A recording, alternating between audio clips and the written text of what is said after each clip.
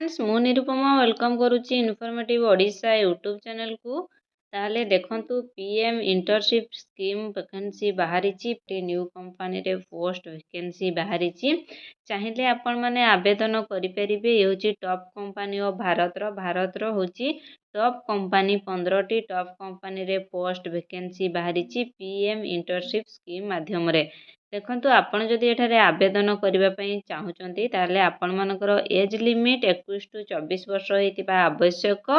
आपण मानकर रही न मेंबर इन अर्निंग मोर दान 8 लाख पर एनुअल इनकम। आपण मानकर जदि कौन फैमिली रे कौनसी व्यक्ति जदि आपणकर 8 लाख रु अधिक टंका इनकम करुचंती ताले से एठारे करिपारिबे नाही बा एठारे आपणकर ए स्कीम रे आपण मानको भागीदार हेई परिबे नाही। जदि आपण नो मोर आज गवर्नमेंट जॉब आपण माने जदि आपणकर फैमिली रे के गवर्नमेंट जॉब रे अछंती ताले से माने मध्य एठारे आवेदन करिपारिबे नाही बा एई पीएम इंटर्नशिप स्कीम रे आपण भागीदारी हेई परिबे नाही। देखंतु आपण मानकर एज रही देखंतु आपण मानकर एज मु कहिदेली 21 टू 24 वर्ष रही एज लिमिट।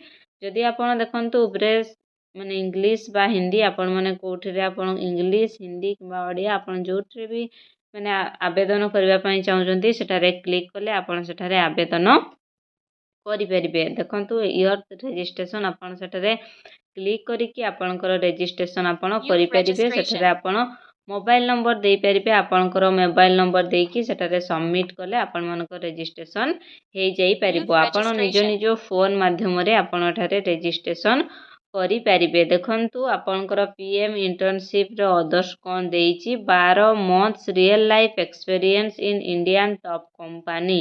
आपण मानको 12 मंथ्स आपण एठारे चाकरी करि परिबे। मंथली आपण मानको 5000 टंका मिलिबो। वन टाइम आपण को 6000 टंका मिलिबो नहले आपण मानको 5000 टंका मिलिबो। रजिस्ट्रेशन नाउ रे जदि आपण क्लिक करिवे ताहले एठारे आपण रजिस्ट्रेशन करि परिबे। देखंतु पूरा संपूर्ण डिटेल्स दे दिछि। ए होची भारतर बहुत बड़ वैकेंसी बा पीएम इंटर्नशिप स्कीम भारत रे बहुत बड़ स्कीम रही।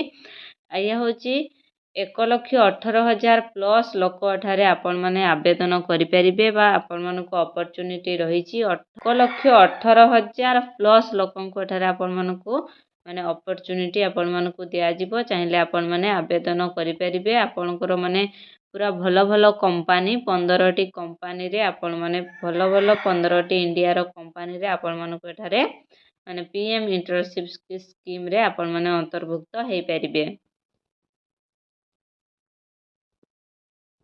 संपूर्ण डिटेल्स आपण माने चाहिले एठारे आवेदन करिपारिबे। ये संपूर्ण डिटेल्स देइछि। पीएम इंटर्नशिप स्कीम 2025 रो एलिजिबिलिटी क्राइटेरिया कोन रहिछि देखंतु संपूर्ण डिटेल्स आपण मानकु देइ देइछि। ऑर्गेनाइजेशन देइछि ministry of corporate affairs. Post होछि अपेंडिक्स वैकेंसी 1,25,000 वैकेंसी रहिछि।